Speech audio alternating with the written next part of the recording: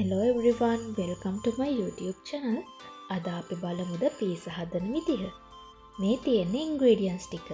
මේ ප්‍රමාණයෙන් ඔයාලට කිලෝ එකක ප්‍රමාණයක් හදාගන්න පුළුවන්. මේ කියන්නේ පීසා 4ක් 6ක් විතර හදාගන්න පුළුවන් සාමාන්‍යයෙන්. ඉතින් මේ තියෙන්නේ මම ගත්ත ingredients ටික flour, salt, sugar, olive oil, මද රස්නේ වතුර සහ yeast තමයි මෙතන තියෙන්නේ. ඉතින් අපි බලමු කොහොමද හදාගන්නේ කියලා පීසා ඩෝ එක. මුලින්ම ඔයා මද රස්නේ වතුරට yeast ටික දාලා හොඳට ඒ ටික පිපෙන්න තියන්න ඕනේ. අපි එහෙම කරන්නේ හොඳ yeast එකක් නම් මේ වෙලාවේදී හොඳට බුබුලු දාලා ඒක පැහිලා තියනවා. එතකොට තමයි ඩෝ එක හොඳට එන්නේ. මුලින්ම අපි dry ingredients ටික flour වලට එක් කරගන්න ඕනේ. salt, sugar දාලා හොඳට මේ ටික mix කරගන්න.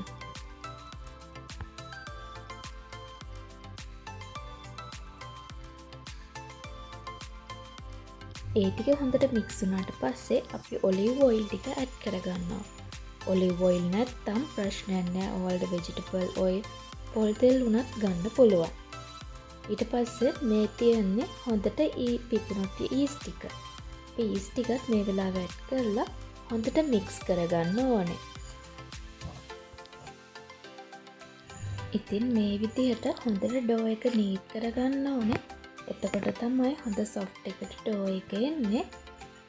ඊට පස්සේ ඔයාලා මේ ඩෝ එක හොඳට නීට් කරගත්තට පස්සේ විනාඩි 15ක් පැය භාගයක් විතර හොඳට රෙස්ටින් තියාගන්න. ඉතින් මේ තියෙන්නේ පැය භාගයකට පස්සේ ප්‍රූෆ් වෙලා තියෙන ඩෝ එක. ඉතින් මේ තමයි අද මම ගන්න ටොපින් ටික. මුලින්ම අපි ටොමැටෝ සෝස් එක හදාගන්න ඕනේ. මම ඉන්ග්‍රීඩියන්ට්ස් ටිකක් දාලා තිබුණා. ඒ විදිහට හදාගන්න.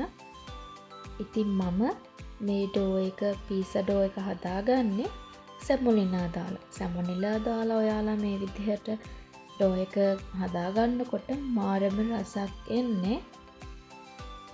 සැමොනිලා ටිකක් මේ විදිහට ඩෝ එක ෂීට් කරනකොට දාලා මේ විදිහට පීසා ඩෝ එක හදාගත්තාම ඇත්තටම හරිම රස හොඳ ක්‍රස්ට් එකක් තමයි තියෙන්නේ.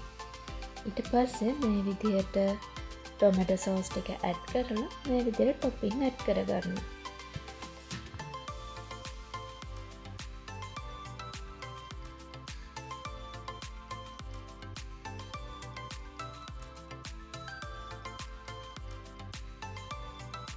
මේ ටොපින් වර්ගම අවශ්‍ය නැහැ.